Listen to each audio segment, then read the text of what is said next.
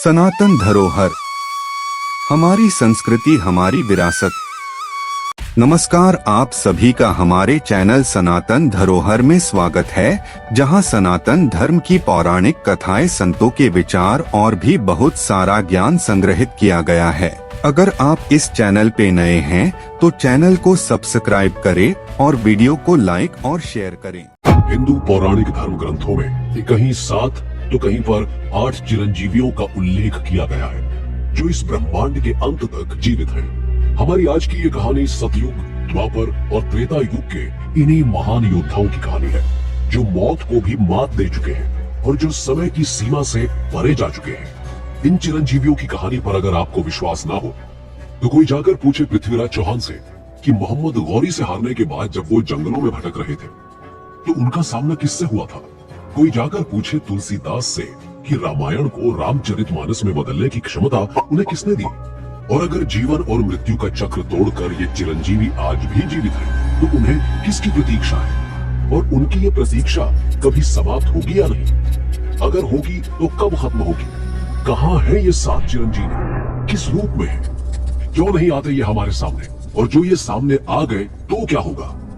इन 7 चिरंजीवियों की यह अनोखी कहानी आपको एनर्जी कंजर्वेशन थ्योरी और इन्फिनिटी का रहस्य बता सकती है। ये आपको मृत संजीवनी और अमरत्व का महत्व समझा सकती है।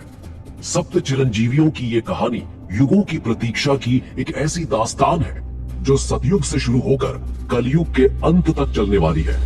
अब इस पूरी कहानी में बहुत से सवाल जुड़े हुए हैं। सवाल ये है कि कौन है ये सप्त चिरंजीवी या 7 इमोर्टल्स।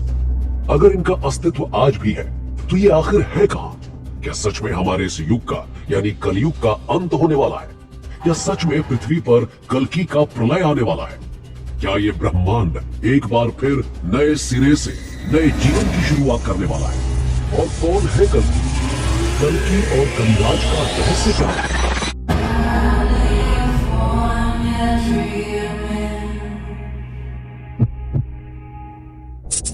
शुरुआत करते हैं एक सवाल से। क्या आप जानते हैं कि रामायण का सबसे खूबसूरत कैरेक्टर कौन सा है। जी हाँ, बिल्कुल, रामायण के हीरो जहां श्री राम है, वहीं रामायण का सबसे खूबसूरत कैरेक्टर है हनुमान, जिन्हें हम रुद्र या यूं कहें कि शिव का अवतार भी मानते हैं। हनुमान जी का नाम प्राचीन भारत के श्लोकों में सप्त चिरंजीवी की सूची में सम्मिलित है। अब सबसे बड़ा सवाल ये उठता है कि जब श्री राम अपनी देह त्याग इस दुनिया को छोड़कर चले गए तो हनुमान आज भी यहाँ क्यों है, और इस ब्रह्मांड के अंत तक उनके बने रहने का उद्देश्य क्या है। लेकिन उससे भी बड़ा सवाल यह है कि वो इमॉर्टल या यूं कहें चिरंजीवी कैसे बने। रामायण में इन प्रश्नों का उत्तर मिलता है। कहा जाता है कि जब हनुमान राम का संदेश सीता मैया के पास लंका ले गए, तब सीता माता जो पिछले कई महीनों से पीड़ा में थी, उनकी पीड़ा हनुमान के इस संदेश से काफी हद तक दूर हुई, और इसीलिए उन्होंने हनुमान को वरदान दिया कि वो ब्रह्मांड के अंत तक जीवित रहेंगे। हनुमान जी चिरंजीवी क्यों हैं? इस बात का उत्तर उनकी बचपन की घटना से भी मिलता है। बचपन में हमारे Indian super hero Hanuman ji आसमान में चमकते लाल सूरज को फल समझकर बादलों के भी उस पार चले गए थे, और वो सूरज को निगलने ही वाले थे कि तभी इंद्र ने उन पर अपने वज्र से प्रहार किया और इससे वो धरती पर आ गिरे। हनुमान जी इतने अधिक घायल हो चुके थे कि उनका बच पाना भी संभव न था। तब पवन देव, जो हनुमान जी के पिता कहे जाते हैं, उन्होंने पूरी दुनिया की हवा ही रोक दी। हवा के बिना किसी का भी बच पाना संभव न था। ऐसे में 33 कोटि देवी देवताओं ने न सिर्फ हनुमान को ठीक किया, बल्कि उन्हें बहुत सारी शक्ति दी और ब्रह्मांड के अंत तक हमेशा जीवित रहने का वरदान भी दिया। न सिर्फ रामायण की कहानियों में, बल्कि रामायण के बाद महाभारत में भी हनुमान जी का उल्लेख मिलता है। हनुमान जी ने रामायण काल के बाद महाभारत में भीम के साथ युद्ध किया था, और अर्जुन भी महाभारत के युद्ध से पहले उनसे सहायता मांगने गए थे। तब उन्होंने सीधे तौर पर सहायता करने के बजाय अर्जुन के रथ के ऊपर बैठना सही समझा, और इसीलिए अर्जुन को कोई हरा नहीं पाया। कलयुग में महान कवि तुलसीदास जी का कहना था कि उन्हें रामायण की पूरी कथा हनुमान जी ने खुद सुनाई थी, और तभी जाकर उन्होंने इतनी सुंदर रामचरितमानस की चौपाइयां और हनुमान चालीसा की रचना की थी। ऐसी पौराणिक मान्यताओं के अनुसार हनुमान चिरंजीवी क्यों है, ये तो आप समझ गए होंगे। अब दूसरा प्रश्न ये है कि अगर वो आज भी जीवित हैं, तो इस समय कहाँ हैं और वो सामने क्यों नहीं आते। श्रीलंका के लोगों का मानना है कि पिदुरु माउंटेन में एक ट्राइबल कम्युनिटी है जो हनुमान को अपना इष्ट मानती है और वो हर 41 साल में चरण पूजा करते हैं। उनका मानना है कि हर 41 साल में चरण पूजा के समय हनुमान जी वहां आते हैं। उस समय वहां पर एक बहुत बड़ा उत्सव मनाया जाता है। उसके साथ ही ये भी माना जाता है कि रामेश्वर धाम के पास गंधमादन पर्वत में हनुमान जी अपनी तपस्या में लगे हुए हैं। वहीं श्रीमद् भगवद पुराण के अनुसार हनुमान आज भी किम पुरुष में जीवित हैं। किम पुरुष आज के तिब्बत रीजन को कहा जाता है। वहीं कुछ पौराणिक कथाएं ये भी कहती हैं कि जब रावण को मारने के बाद श्री राम अयोध्या से अपनी देह त्याग कर वापस अपने लोक जाना चाहते थे, उस समय हनुमान जी ने पूरी अयोध्या को घेर रखा था। किसी भी रास्ते से श्री राम को ले जाने यमराज नहीं आ पा रहे थे और राम जी अच्छी तरह से जानते थे कि हनुमान के रहते हुए ऐसा संभव नहीं था। इसलिए राम ने एक योजना बनाई। उन्होंने अपनी अंगूठी सरयू नदी में डाल दी और हनुमान से कहा कि वो अंगूठी सीता की आखिरी निशानी है और अब हनुमान जाकर सरयू नदी के अंदर से उस अंगूठी को निकाल कर लाएं। हनुमान जी ने ऐसा ही किया, लेकिन सरयू नदी में उस अंगूठी को ढूंढते ढूंढते वो पहुंच गए पाताल और वहां उनकी भेंट हुई भगवान शिव की गले की शोभा बढ़ाने वाले वासुकी नाग से। वासुकी ने हनुमान से पूछा कि वो यहाँ क्यों आए हैं, तो हनुमान जी ने उन्हें पूरी कहानी बताई। तब वासुकी ने एक और इशारा किया और कहा, देखो वहां पर श्री राम की अनगिनत अंगूठियां पड़ी हुई हैं। तुम श्री राम जी की किस अंगूठी को लेने आए हो, तुम स्वयं जाकर ढूंढ लो। हनुमान जी जब करीब गए तो उन्होंने देखा कि अंगूठियों से पूरा पहाड़ बना हुआ है और हर अंगूठी दिखने में एक जैसी है। सब पर राम लिखा हुआ था। हनुमान जी की नजरों ने पहचान लिया कि हर एक अंगूठी श्री राम की ही है, लेकिन वो इसका रहस्य न जान पाए। तब वासुकी ने समझाया, ये दुनिया एक नहीं है, ऐसे कई ब्रह्मांड हैं और हर ब्रह्मांड में एक राम है, एक हनुमान है और ऐसी ही एक अंगूठी है। यहां पर हम आपको एक बहुत ही इंटरेस्टिंग फैक्ट बताते हैं। अगर आपको लगता है कि मल्टी यूनिवर्स का कॉन्सेप्ट आपको सबसे पहले मार्वल की मूवी ने समझाया है, तो आप कुछ हद तक गलत हैं, क्योंकि हनुमान जी मल्टी यूनिवर्स के इस कॉन्सेप्ट को बहुत पहले रामायण में ही समझा चुके हैं। हम आपको एक और इंटरेस्टिंग फैक्ट बताते हैं। हनुमान जी जिस वासुकी से बात कर रहे थे, वो वासुकी जो भगवान शिव के गले का हार है, वो भी अपने आप में एक इमोर्टल है जो तब तक जीवित रहेगा जब तक शिव है। और शिव के बारे में कहा जाता है कि वो ही ब्रह्मांड की सच्चाई है और हनुमान स्वयं शिव का अवतार कहे जाते हैं। इसलिए अब आप ये समझ चुके होंगे कि हनुमान इमोर्टल क्यों है। पर सवाल ये उठता है कि उद्देश्य क्या है। हनुमान जी किसकी प्रतीक्षा में रुके हुए हैं, क्योंकि श्री राम तो चले गए। तो हम आपको बता दें कि हनुमान जी को भगवान विष्णु के सबसे आखिरी अवतार कल्कि की प्रतीक्षा है। वो रुके हुए हैं ताकि कल्कि की सहायता से कलयुग के अंत में कली राज का भी अंत कर सके। हम सब ने सुना है और हनुमान चालीसा की चौपाइयां कहती हैं कि हनुमान अष्ट सिद्धि और नव निधियों के दाता हैं। उनके पास 33 कोटि देवी देवताओं की शक्तियां हैं। तो हनुमान जी रुके हुए हैं ताकि वो कल्कि को अष्ट सिद्धि और 9 निधि और उन सभी शक्तियों का ज्ञान दे सके। हम सबको ये पता है कि वैदिक युग में समाज को 4 अलग अलग वर्ग में बांटा गया था, ब्राह्मण, क्षत्रिय, वैश्य व शूद्र। यहाँ पर ब्राह्मणों का कर्तव्य होता था कि वो वैदिक रीतियों को आगे बढ़ाएं और क्षत्रियों का कर्तव्य था कि वो धर्म युद्ध के मार्ग पर चलकर अन्याय के विरुद्ध लड़े। परंतु यहाँ पर इकलौते ऐसे ऋषि थे जिन्हें ब्रह्म ऋषि तो कहा ही जाता है, साथ ही ब्रह्म क्षत्रिय भी कहा जाता है, और वे थे परशुराम। ऐसा कहने के पीछे 2 कारण हैं। पहला, उनके पिता ऋषि जमदग्नि एक ब्राह्मण थे और उनकी माता रेणुका एक क्षत्रिय थी। वहीं दूसरी ओर परशुराम में 2 तरह के गुण थे। वे हर तरह के वैदिक मंत्रों की जानकारी रखने के साथ साथ अस्त्र शस्त्र और युद्ध नीतियों में भी कुशल थे। बल्कि वो तो एक ऐसे योद्धा थे जिनके सामने कभी कोई टिक नहीं सकता था। परशुराम के बारे में कहा जाता है कि उनकी मां का अपमान और अपने पिता की मृत्यु का बदला लेने के लिए उन्होंने ये प्रतिज्ञा ली थी कि वो 21 बार इस दुनिया को क्षत्रियों से विहीन कर देंगे, यानी क्षत्रियों का पूरी तरह से नाश कर डालेंगे।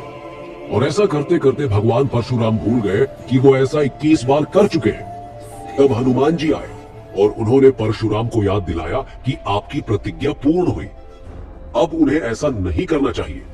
भगवान परशुराम ने ये सब कुछ भगवान शिव के धनुष पिनाका और अपने परशु के सहारे किया था। परशुराम को त्रेता युग का सबसे पहला विष्णु अवतार माना जाता है और त्रेता युग का सबसे अंतिम विष्णु अवतार थे श्री राम। और इन दोनों के जन्म के बीच कई लाख सालों का अंतर था। अब परशुराम शांत होकर अपना पिनाका राजा जनक को देकर वहां से महेंद्र पर्वत चले गए। फिर भगवान राम और सीता का जन्म हुआ।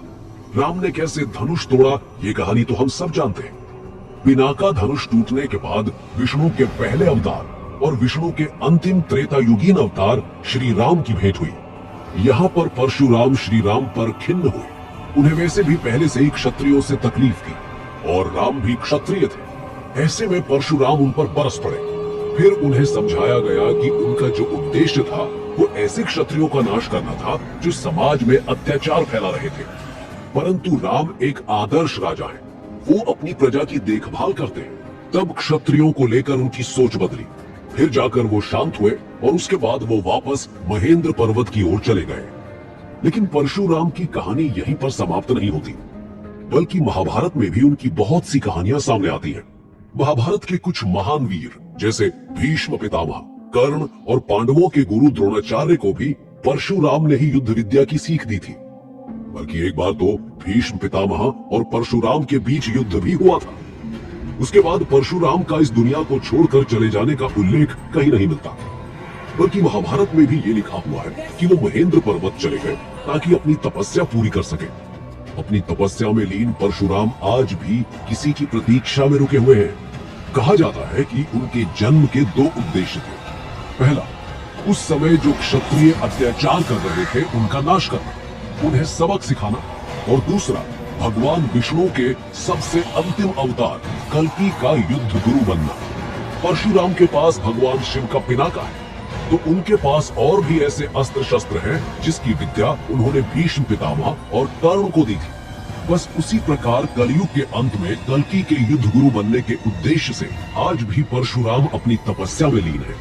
आज ये महेंद्रगिरी पर्वत ओडिशा के गजपति डिस्ट्रिक्ट के परलाखेमुंडी में स्थित है और मान्यता है कि परशुराम आज भी उन पहाड़ियों की सबसे ऊंचाई पर अपनी तपस्या में लीन रहते हैं, लेकिन कभी किसी को दिखाई नहीं देते। अब प्रश्न ये उठता है कि यदि कोई उन्हें सच में महेंद्रगिरी में ढूंढता हुआ चला आए तो क्या वो उसके सामने आएंगे? उत्तर है नहीं। जब हम 7 चिरंजीवियों की बात करते हैं तो अक्सर उन लोगों की बात करते हैं जिन्हें इमॉर्टल होने का वरदान मिला था, जो किसी विशेष लक्ष्य के कारण आज भी जीवित है। लेकिन इन चिरंजीवियों की लिस्ट में एक नाम ऐसा भी है जो वरदान के कारण नहीं बल्कि एक श्राप के कारण आज भी जीवित है, और उनका नाम है अश्वत्थामा। अश्वत्थामा महाभारत का एक बहुत ही इंपॉर्टेंट कैरेक्टर है। एक ऐसा कैरेक्टर जो अपने आप में बहुत शक्तिशाली था, जो पांडवों और कौरवों के गुरु द्रोणाचार्य का बेटा था, जिसके पास असीम शक्तियां थी, यहाँ तक कि उसे ब्रह्मास्त्र का उपयोग करना भी आता था। पर उसने कुछ ऐसी गलतियां की जिसके लिए उसे श्री कृष्ण ने एक श्राप दिया। आज अगर आपसे कोई कहे कि किसी एक शख्स ने सोते हुए 5 बच्चों को जान से मार दिया तो आप क्या कहेंगे? आप कहेंगे कि वो कितना निर्दयी होगा, उसमें इंसानियत होगी ही नहीं, क्योंकि कोई भी जीता जागता इंसान ऐसा काम करने से पहले कई बार सोचेगा। खास तौर पर जब बच्चों को मारने की बात आती है तो लोग उनका मासूम चेहरा देखकर ऐसा कर नहीं पाते। कई बार टेररिस्ट भी बच्चों को छोड़ देते हैं। लेकिन अश्वत्थामा की कहानी कुछ ऐसी ही है। अश्वत्थामा ने महाभारत के युद्ध में कौरवों की ओर से लड़ाई की थी। अश्वत्थामा ने कौरवों को जिताने का भरसक प्रयास किया और काफी हद तक उन्होंने पांडवों को नुकसान भी पहुंचाया, क्योंकि जैसे हम बात कर चुके हैं उनके पास ब्रह्मास्त्र था और भी बहुत सारे डिवाइन अस्त्र शस्त्र थे जिनकी उन्हें जानकारी थी। लेकिन फिर भी सच्चाई की जीत हुई। पांडव जीते और कौरव हार गए, और अश्वत्थामा को यह हार बर्दाश्त न हुई। वो अपने सबसे अच्छे मित्र दुर्योधन को युद्ध भूमि में दर्द में तड़पता देख विचलित हो उठे और उन्होंने दुर्योधन से प्रतिज्ञा की कि वो पांडवों के वंश का नाश कर देंगे। और इसके लिए वो चले गए पांडवों के शिविर की ओर और पांडवों के सोते हुए 5 बच्चों को उन्होंने मार दिया। लेकिन उसके बाद भी अश्वत्थामा को शांति नहीं मिली। अर्जुन के बेटे अभिमन्यु की विधवा पत्नी उत्तरा के गर्भ में पल रहा बच्चा, जिसका नाम बाद में परीक्षित रखा गया, अश्वत्थामा उसे भी मारना चाहता था और इसके लिए उसने ब्रह्मास्त्र का उपयोग किया। श्री कृष्ण ने परीक्षित को तो बचा लिया, लेकिन पांडवों के 5 बच्चों को मारने और परीक्षित को मारने का प्रयास करने को लेकर श्री कृष्ण अश्वत्थामा से बहुत खिन्न हुए, क्रोधित हुए और श्री कृष्ण ने अश्वत्थामा को श्राप दिया। श्री कृष्ण ने अश्वत्थामा से कहा कि तुम्हें अपनी हार बर्दाश्त नहीं है, तुम्हें दुर्योधन का दर्द बर्दाश्त नहीं है, लेकिन तुम इसी दर्द के साथ इस ब्रह्मांड के अंत तक जीवित रहोगे। तुम्हें अमरत्व का वरदान नहीं मिलेगा, अपितु अमरत्व का श्राप मैं तुम्हें देता हूं। श्री कृष्ण ने यह भी कहा था कि तुम कुष्ठ रोग के साथ जीवित रहोगे और अपने इलाज के लिए इधर उधर तड़पते घूमते रहोगे। ऐसा कहते हुए उन्होंने अश्वत्थामा के माथे पर जो मणि थी उसे निकाल ली। महाभारत की कुछ कथाओं में यह भी कहा जाता है कि द्रोणाचार्य को एक ऐसे बच्चे की चाहत थी जो चिरंजीवी हो, जिसे कोई रोग न सताए, जिसे किसी देवी देवता का डर न हो, जो असीम शक्तियों से संपन्न हो। और इसी चाहत में उन्होंने भगवान शिव की तपस्या की और शिव ने उन्हें अश्वत्थामा का वरदान दिया। अश्वत्थामा जब जन्मे थे उनके सिर पर एक मणि थी। उस मणि के बारे में कहा जाता है कि उसके होते हुए अश्वत्थामा को कोई नहीं हरा सकता था। वो किसी भी रोग से परेशान नहीं होते थे, उन्हें बीमारियां घेरती नहीं थी। कि अगर अश्वत्थामा जीवित है और वो इधर उधर भटकते रहते हैं तो क्या वो कहीं किसी को दिखाई देते हैं? इसे लेकर बहुत से लोग दावा करते हैं। मध्य प्रदेश के बुरहानपुर में असीरगढ़ का एक किला है, जहां भगवान शिव का एक बहुत प्राचीन मंदिर स्थित है। बताया जाता है कि अश्वत्थामा हर सुबह यहाँ पूजा करने आते हैं। पुजारी के आने से पहले शिव पर हर रोज फूल चढ़ा हुआ मिलता है। इसे समझने के लिए बहुत से न्यूज चैनल ने रात से सुबह तक का वीडियो भी तैयार किया, पर उन्हें कुछ समझ नहीं आया, सिवाय इसके कि सुबह द्वार खुलने पर ताजा फूल भगवान शिव के ऊपर चढ़ा हुआ मिलता है। और इसी मंदिर के आसपास एक अजीब से 12 से 14 फीट लंबे इंसान को कई बार देखा गया है, जो लोगों से हल्दी और तेल मांगता है। कुछ लोग ये भी दावा करते हैं कि पास के तालाब में अश्वत्थामा को उन्होंने नहाते हुए भी देखा है। इसके साथ ही मध्य प्रदेश के एक आयुर्वेदिक डॉक्टर और गुजरात के एक रेलवे इंजीनियर ने भी ऐसा ही कुछ दावा किया है। यहाँ तक कि भारत के एक महान योद्धा पृथ्वीराज के जीवन पर लिखी गई बहुत ही फेमस किताब पृथ्वीराज रसूल में भी अश्वत्थामा का उल्लेख मिलता है। इस किताब में बताया गया है कि जब पृथ्वीराज चौहान मोहम्मद गौरी से हारने के बाद भटकते हुए जंगल की ओर चले गए, तब उनकी भेंट जंगलों में अश्वत्थामा से हुई थी। बताया जाता है कि पृथ्वीराज चौहान ने अश्वत्थामा के सिर पर मणि के निकलने का घाव और उस पर हुए इन्फेक्शन का इलाज करने की पूरी कोशिश की थी, क्योंकि पृथ्वीराज अपने आप में एक बहुत बड़े आयुर्वेदाचार्य थे। पर घाव भरा नहीं और उसके बाद अश्वत्थामा अपना परिचय उन्हें देकर वहां से चले गए। विभीषण को भी रामायण का एक इंपॉर्टेंट कैरेक्टर माना जाता है। वो रावण के भाई थे और रावण और राम के बीच जो युद्ध हुआ था उसमें विभीषण ने राम की बहुत सहायता की थी। लंका की हर महत्वपूर्ण जानकारी और रावण की कमजोरी से उन्होंने राम को परिचित करवाया था और इस बात से श्री राम अति प्रसन्न थे। वो विभीषण को अपना सबसे अच्छा मित्र मानते थे। इतनी कहानी तो हम में से हर कोई जानता है और आप ये भी जानते होंगे कि युद्ध में श्री राम के हाथों रावण के मारे जाने के बाद श्री राम ने विभीषण को लंका का राजा बनाया था। विभीषण लंका का राजकाज देख रहे थे, परंतु उन्हें राम के दर्शन की आदत हो गई थी। जब भी उन्हें अवसर मिलता वो लंका से तुरंत अयोध्या भाग जाते और श्री राम के दर्शन किया करते। पर अब राम इस दुनिया को छोड़कर जाने लगे थे। विभीषण को जब ये बात पता चली तो हनुमान की भांति वो भी बहुत दुखी हुए और उन्होंने श्री राम से कहा कि ऐसे मैं तो जीवित न रह पाऊंगा, मुझे भी आप अपने साथ ले चलिए।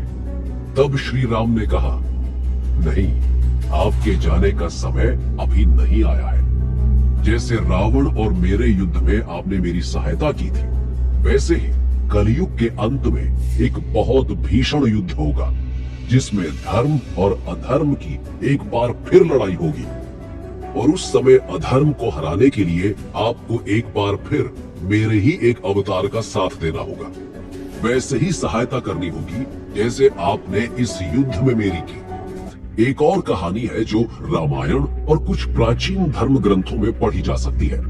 उस कहानी के हिसाब से रावण अपने भाई विभीषण से बहुत खिन्न थे, क्योंकि उन्हें लगता था कि विभीषण ने उनके साथ धोखा किया है और राम को जाकर लंका के बारे में सब कुछ बताया है।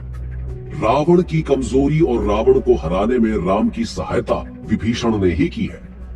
इस बात से खिन्न होकर रावण ने मरते समय विभीषण को श्राप दिया था कि तुम बिना परिवार के हमेशा ब्रह्मांड के अंत तक इस दुनिया में जीवित रहोगे।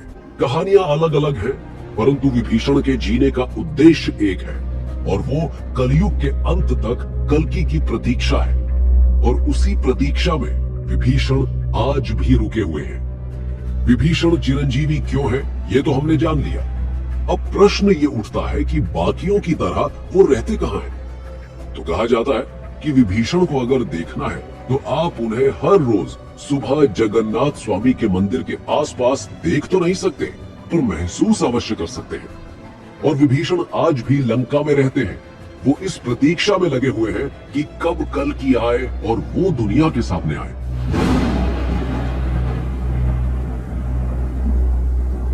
वेद व्यास, जिन्हें कृष्ण द्वैपायन के नाम से भी जाना जाता है, एक ऐसा नाम जो भारतीय साहित्य में बहुत प्रसिद्ध है। वेद व्यास जी को उनकी डिवाइन नॉलेज और बुद्धि के लिए जाना जाता है। आप ये तो अच्छी तरह से जानते होंगे कि वेद एक श्रुति शास्त्र है, मतलब वेद को सुना गया था, वेद रिटन फॉर्म में मौजूद नहीं थे। वेद व्यास ने ही इन वेदों को 4 अलग अलग भागों में लिखा, जिन्हें हम ऋग्वेद, अथर्ववेद, यजुर्वेद और सामवेद के नाम से जानते हैं। इसके बाद वेद जो कि आम लोगों के लिए पढ़ने में काफी कठिन थे, उन्हें अलग अलग पुराणों में बांट कर लिखने वाले भी वेद व्यास ही हैं। बल्कि इन्हें महाभारत के लेखक के रूप में भी जाना जाता है। हालांकि कहीं कहीं पर वेद व्यास को विष्णु जी के 24 अवतारों में से 21वें अवतार के रूप में भी जाना जाता है। वेद व्यास जी का जन्म भारत के उत्तर प्रदेश के काल्पी शहर में हुआ था। वेद व्यास अपने पिता ऋषि पराशर की तरह बहुत बड़े ज्ञानी थे। वो प्राचीन भारत के सबसे बड़े कवि और लेखक माने जाते हैं। महाभारत, जो इस दुनिया का सबसे बड़ा ग्रंथ है, उसे भी उन्होंने ही लिखा है। महाभारत के अलावा वेद व्यास ने 18 पुराणों की रचना भी की। कुछ लोगों का कहना है कि वेद व्यास ने एक लंबा जीवन बिताया और 116 वर्ष की आयु में उनकी मृत्यु हो गई। पर पौराणिक कथाओं के अनुसार उन्हें चिरंजीवियों की सूची में भी सम्मिलित किया गया है। कहा जाता है कि वो वेद और पुराणों का ज्ञान पूरी दुनिया में बांटने के लिए, वेद व पुराण को हमेशा ब्रह्मांड के अंत तक बनाए रखने के लिए आज भी जीवित है। कुछ लोगों का मानना है कि उड़ीसा और छत्तीसगढ़ में फैला हुआ एक घना जंगल, जो दंडक वन के नाम से जाना जाता है, वहाँ आज भी वेद व्यास रहते हैं। भारत और चीन के बॉर्डर के पास उत्तराखंड में एक गांव है, जिसे माणा गांव के नाम से जाना जाता है, जहाँ पर अलकनंदा और सरस्वती नदी आपस में मिल जाती है। वहीं इनके मिलने से जो केशव प्रयाग बनता है, उसके तट पर बद्रीनाथ से मात्र 3 किलोमीटर की दूरी पर बसा हुआ ये छोटा सा गांव है। वहाँ पहाड़ी के ऊपर एक छोटी सी गुफा है, जिसे वेद व्यास की गुफा के नाम से जाना जाता है। आज इसी गुफा के पास व्यास जी का मंदिर भी बना हुआ है। माना जाता है कि इसी गुफा के आसपास आज की सभ्यता और आज के लोगों से दूर वेद व्यास अदृश्य रूप में रहते हैं और अपने पढ़ने लिखने के काम में ही व्यस्त है। इनका भी उद्देश्य कल्कि से मिलना है और उन्हें वेदों का ज्ञान देना है। अब अगर राजा बलि की बात करें तो इनके बारे में तो हम सब जानते ही हैं। राजा बलि, जिन्हें महाबली के नाम से भी जाना जाता है, भारतीय पौराणिक कथाओं में या यूं कहें कि इंडियन माइथोलॉजी में एक महान राजा के रूप में भी जाने जाते थे। उन्हें भक्ति का प्रतीक माना जाता है। उनकी कहानी सदियों से बताई और दोहराई जाती रही है, जो लोगों को दया और करुणा के साथ अपना जीवन जीने के लिए प्रेरित करती है। इनकी कहानी उनके दादा प्रहलाद से शुरू हुई थी, जो भगवान विष्णु के भक्त थे। भक्त प्रहलाद के बेटे का नाम विरोचन था। विरोचन का विवाह विशालाक्षी से हुआ और उन दोनों ने एक बेटे को जन्म दिया, जो आगे चलकर महान राजा बलि बना। लेकिन विरोचन को देवराज इंद्र ने धोखे से मार दिया, जिसका बदला लेने के लिए राजा बलि ने देवलोक पर भी आक्रमण किया था। और ऐसे राजा बलि, जो पृथ्वी को पहले ही जीत चुके थे, वे तीनों लोकों के सम्राट बन गए। वे बहुत अधिक शक्तिशाली थे और इसी के बल पर उन्होंने तीनों लोकों पर अपना अधिकार स्थापित किया। बलि को विष्णु के प्रति अपने दादा की भक्ति विरासत में मिली थी और वो बड़े होकर एक न्यायप्रिय व दयालु शासक बने। एक बार विष्णु ने स्वयं बलि की भक्ति की परीक्षा ली और वो वामन, मतलब एक बौने ब्राह्मण के रूप में उनके सामने प्रकट हुए। वामन ने बलि से उपहार मांगा और उस उपहार में उन्होंने अपने रहने के लिए 3 पग भूमि मांगी। बलि ने एक उदार व दयालु राजा होने के नाते वामन की बात मान ली। हालांकि जैसे ही उसने ऐसा किया, वामन ने स्वयं को विष्णु के रूप में प्रकट कर दिया और अपने पहले पग से पूरी पृथ्वी को, दूसरे पग से स्वर्ग को नाप लिया। अपना तीसरा कदम रखने के लिए कोई जगह न होने के कारण विष्णु ने बलि से अपना सर उन्हें दे दिया और तब विष्णु ने अपना पैर बलि के सिर पर रखा और उसे पाताल लोक भेज दिया। वहां भी विष्णु जी ने उसे बंदी बनाकर रखा।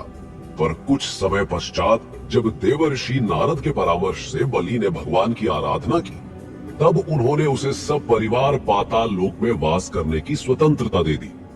हालांकि वो बलि की निस्वार्थता और भक्ति से इतने प्रभावित हुए कि उन्होंने बलि को अमरता भी प्रदान कर दी।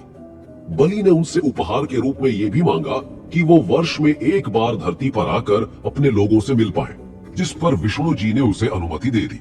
जब उन्हें इमोर्टल्स में गिना जाता है तो ये सवाल भी बनता है कि अब वो कहां हो सकते हैं।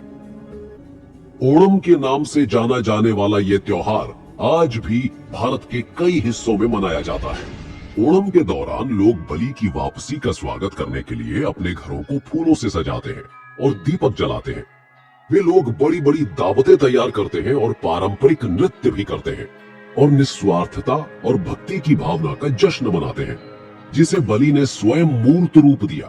केरल में मनाया जाने वाला यह त्योहार पूर्ण रूप से राजा बलि को ही समर्पित है।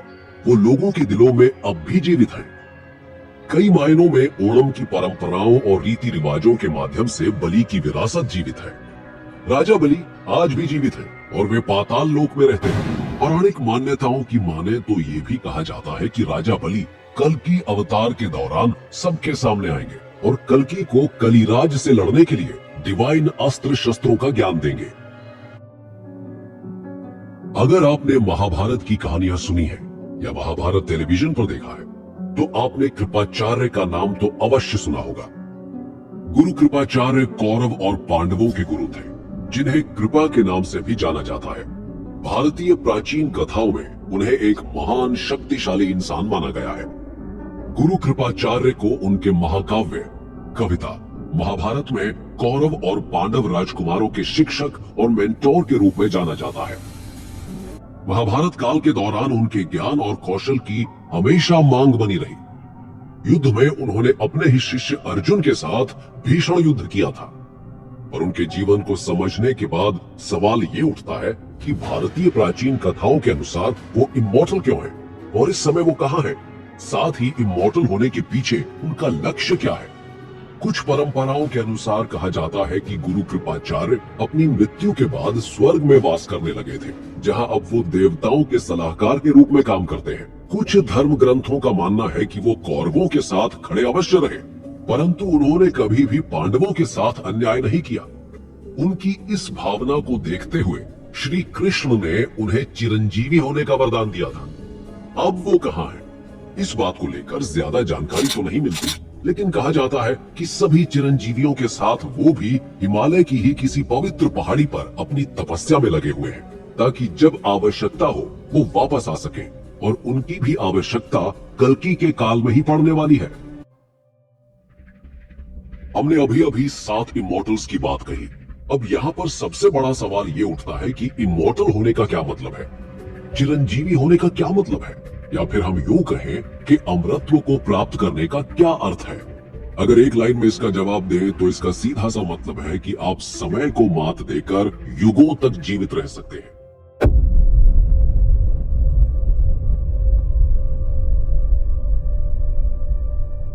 आपको यह वीडियो कैसा लगा? हमें कमेंट करके जरूर बताएं। तो मिलते हैं अगले वीडियो में। पर इससे पहले अगर आपने अभी तक चैनल को सब्सक्राइब नहीं किया है तो पहले सब्सक्राइब करें, ताकि इस तरह की और भी जानकारी जब भी चैनल पे अपलोड हो तो सबसे पहले आप तक पहुंच सके।